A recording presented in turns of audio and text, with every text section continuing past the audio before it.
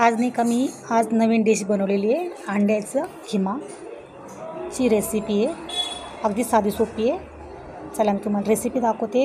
सर्वात आधी मी गॅस पेटून पाणी ठेवले टोपात, त्याच्यात अंडे टाकले, मीठ टाकले, उकळून झाले अंडे शिजून, तसे आपल्या साईडला काढून सोलून घेते।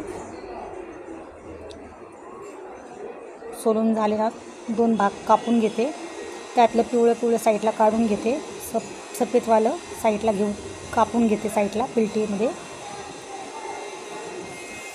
बारीक बारीक खिम्यावानी कापून घ्यायचे।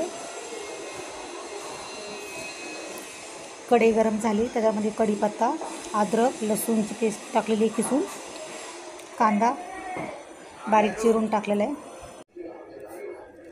कांदा लाल झाला ना मग त्याच्यामध्ये मी 1 टमाटर कापून घेतले बारीक।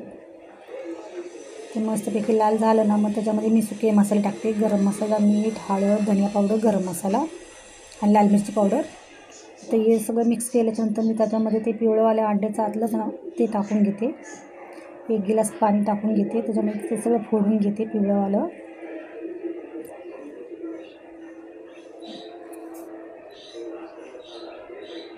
मग त्याच्यामध्ये व्हाईट टाकून घेते अंड्याचं, त्याच्यावर कोथिंबीर टाकून घेते। 5-10 मिनटं झालेले। आपली साधी सिंपल रेसिपी आहे। माझी रेसिपी आवडली असेल तर